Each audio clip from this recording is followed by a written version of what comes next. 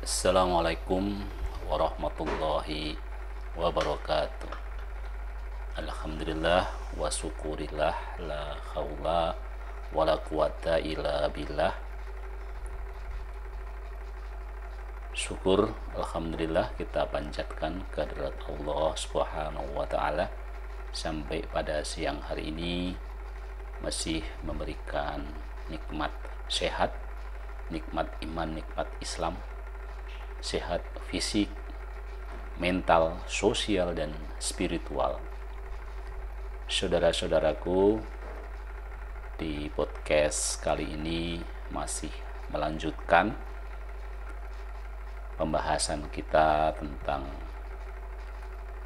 dosa-dosa penyebab terjadinya bencana pada manusia.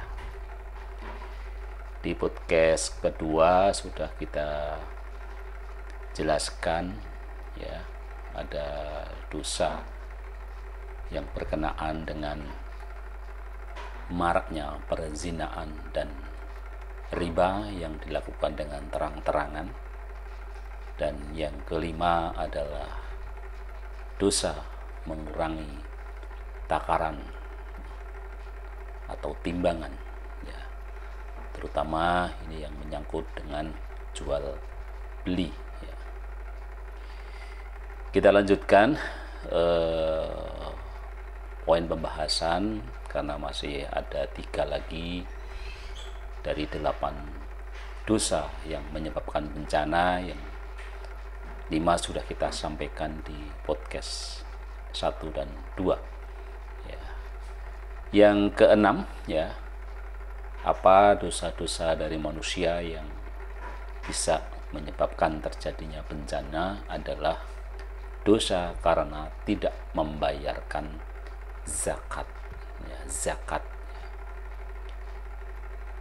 Jadi orang-orang yang menahan hartanya dari berzakat, maka hujan akan tertahan pula dari mereka, sehingga negeri mereka akan mengalami kekeringan. Jadi kalau hari ini kita mengalami kekeringan, apalagi nanti terus berkepanjangan, jangan-jangan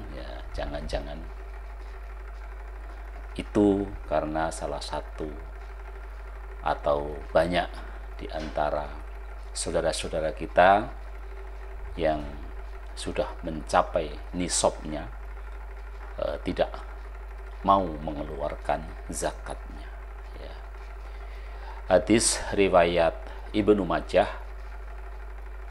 menyatakan, tidaklah suatu kaum menahan zakat atau tidak membayarnya kecuali hujan dari langit akan ditahan dari mereka atau hujan tidak turun, dan sekiranya bukan karena hewan-hewan, niscaya manusia tidak akan diberi hujan ya. Jadi sangat jelas di situ bahwa kadang-kadang masih turunnya hujan itu hanya karena hewan-hewan gitu ya. Ya, jadi kalau hanya mikirin manusia, udah ini manusia sudah tidak mau membayar zakatnya gitu ya. Itu yang keenam ya. Kemudian dosa berikutnya yang ketujuh ya adalah dosa karena membiarkan kemaksiatan terjadi padahal mampu mencegahnya ya.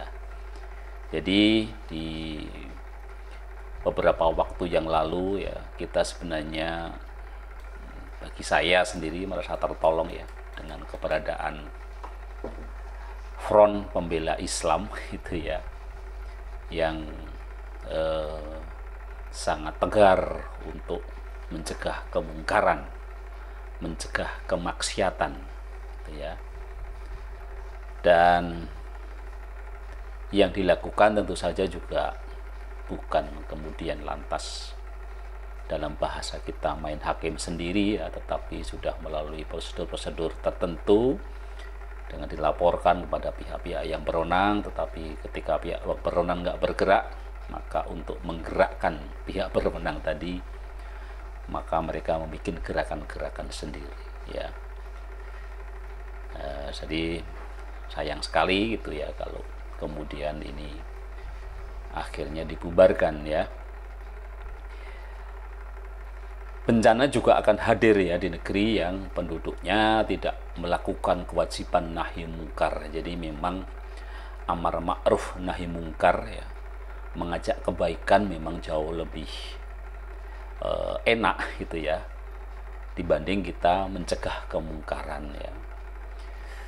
Padahal tadi mencegah kemungkaran itu merupakan bagian dari dosa yang bisa menyebabkan bencana, ya. Tentu memang seharusnya ada bagian-bagian dari suatu sistem pemerintahan yang memang bertugas untuk mencegah kemaksiatan ini, ya. Tetapi orang sering mengatakan ketika ada kemungkaran, ya, kalau bisa kita gunakan kekuatan kita, power kita gitu ya, untuk mencegah kemaksiatan itu atau membubarkan kemaksiatan itu. Kalau tidak, ya kita tegur dengan lisan, ya. Dan yang paling minimal kita, hati kecil kita tidak menyetujui perbuatan itu. Selalu itu ditekankan sebagai selemah-lemahnya iman, ya. Memang ada yang menerjemahkan itu sebagai pembagian tugas gitu ya. Artinya ya bagi masyarakat awam, bagi masyarakat umum gitu ya, ya memang cukup di hati aja, memang cukup di hati saja gitu ya. Tetapi ya bagi para penyeru dakwah, para pendidik, ya, para penceramah, ya mestinya juga bisa melakukan minimal dengan lisan gitu ya. Sedangkan untuk sampai pada tindakan-tindakan secara fisik, ya mungkin ini adalah tugasnya para petugas keamanan gitu ya, para kepolisian gitu ya, atau yang kecil-kecil ya satpam gitu ya. Jadi memang itu tugasnya adalah untuk mencegah kemungkaran. Jadi memang harus ada yang mencegah itu, ya. Hadis riwayat Abu Daud menjelaskan, tidaklah suatu kaum yang di tengah-tengah mereka dilakukan kemaksiatan, ya, sedang mereka mampu mencegahnya, tetapi tidak mencegahnya, melainkan Allah akan menimpakan azab secara merata kepada mereka, ya. Hadis riwayat Abu Daud.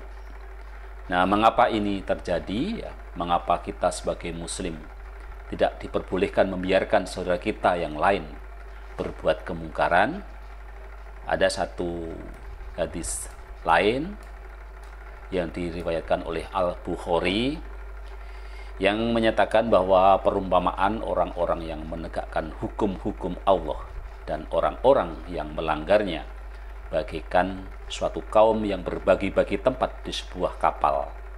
Sebagian dari mereka ada yang mendapatkan bagian atas kapal dan sebagian lainnya mendapatkan bagian bawahnya. Orang-orang yang berada di bagian bawah kapal jika hendak mengambil air melewati orang-orang yang berada di atas mereka. Mereka berkata, seandainya kita melubangi bagian kita dari kapal ini, niscaya kita tidak akan mengganggu orang-orang yang berada di atas kita. Apabila mereka semua membiarkan orang-orang tersebut melaksanakan keinginannya, niscaya mereka semua akan binasa. Jika mereka mencegah orang-orang tersebut, niscaya mereka selamat dan menyelamatkan semuanya. Hadis riwayat Al-Bukhari, ya. Kemudian yang terakhir, ya, dosa-dosa yang termasuk dosa-dosa yang bisa menyebabkan bencana adalah dosa mengumpulkan harta haram, ya. Dosa mengumpulkan harta haram ini merupakan penyebab datangnya bencana, ya. Selanjutnya bencana banjir dan longsor itu akan datang pada orang-orang yang sibuk mengumpulkan harta haram yang diperoleh dengan cara yang tidak benar. Hadis riwayat Al-Baihaqi menjelaskan, barang siapa mengumpulkan harta dengan tidak benar, maka Allah akan memusnahkannya dengan air dan tanah, artinya dengan banjir dan longsor. Saudara-saudaraku semua, semoga kita tersadar ya bahwa bencana yang menimpa kita, suatu kaum, akan sangat mungkin disebabkan oleh dosa-dosa yang dikerjakan oleh kaum itu sendiri ya. Mudah-mudahan kita tidak termasuk orang-orang yang demikian, dan mari kita bisa menghindari ya dosa-dosa tadi, sehingga kita bisa hidup dengan tenang, hidup dengan tanpa resiko sebuah bencana. Tetap semangat, tetap sehat, sehat fisik, mental, sosial, dan spiritual. Wassalamualaikum warahmatullahi wabarakatuh.